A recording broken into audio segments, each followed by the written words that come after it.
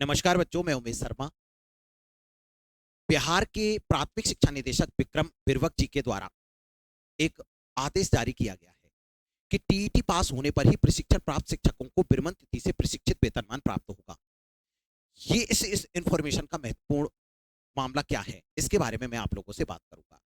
देखो, मैं आप लोगों को बता देता हूं। वैसे नियोजित शिक्षक जिन्होंने 2015-17 एवं 2017-18 में प्रशिक्षण प्राप्त किया है, उन्हें विरमण तिथि से प्रशिक्षित वेतनमान तभी दे होगा जब टीईटी परीक्षा उन्होंने यानी कि पात्रता परीक्षा वो पास कर लेंगे।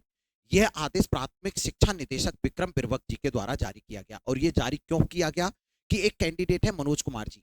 मनोज कुमार ने क्या किया था कि सर्वोच्च न्यायालय के अंतर्गत अपनी अपील दायर की थी राज्य सरकार के खिलाफ।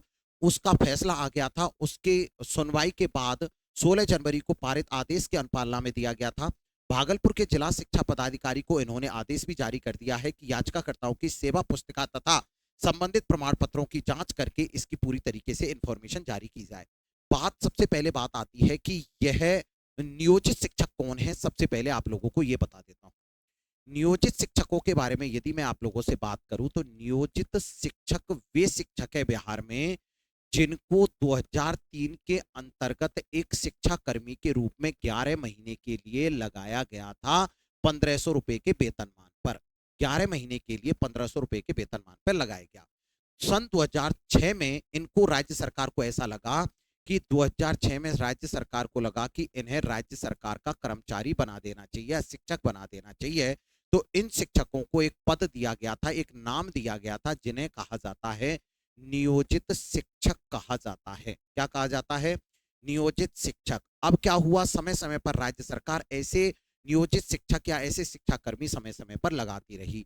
उसके बाद क्या होता है कि सन 2011 में हमारी राष्ट्रीय शिक्षक शिक्षा परिषद यानी कि एनसीटीई की गाइडलाइन के अकॉर्डिंग ये कहा गया कि यदि कोई भी पूरे देश के अंदर कोई भी शिक्षक बनना चाहता है तो उस शिक्षक के पास पात्रता परीक्षा होना जरूरी है, यानी कि पात्रता टीईटी एग्जाम पास करना बहुत जरूरी है।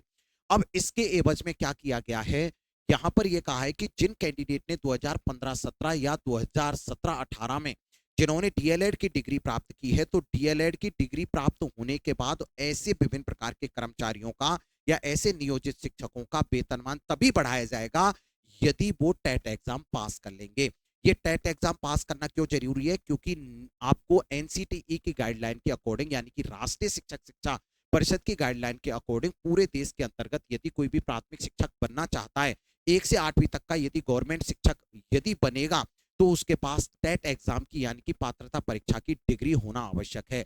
तो यानी कि इनका बढ़ा हुआ वेतन तब दिया जाएगा जब वो पात्रता परीक्षा पास कर लेंगे। अब बात आती है कि गुरुजी यहाँ पर ये विरमण तिथि क्या है?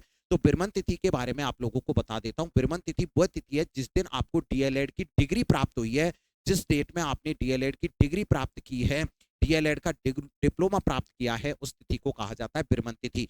तो विरमण तिथि के बाद आपको बढ़ा हुआ वेतन तभी दिया जाएगा जब आप टेट एग्जाम पास कर लेंगे। यदि आप टेट एग्जाम पास नहीं करते हैं तो आपको बढ़ा हुआ वेतन यानी कि जो इंक्रीमेंट होने हैं वो इंक्रीमेंट आपको नहीं दिए जाएंगे। ये इंक्रीमेंट आपको तभी प्राप्त होंगे जब आप पात्रता परीक्षा पास कर लेंगे, क्योंकि हमारे केंद्र सरकार के अंतर्गत एनसीटीई की गाइडलाइन के अकॉर्डिंग बिल्कुल स्पष्ट शब्दों में कहा है कि यदि कोई पूरे देश के अंदर कक्षा 1 से 5 और कक्षा 1 से 8 तक का शिक्षक बनना चाहता है तो निश्चित रूप से उसके पास पात्रता डिग्री होना आवश्यक है।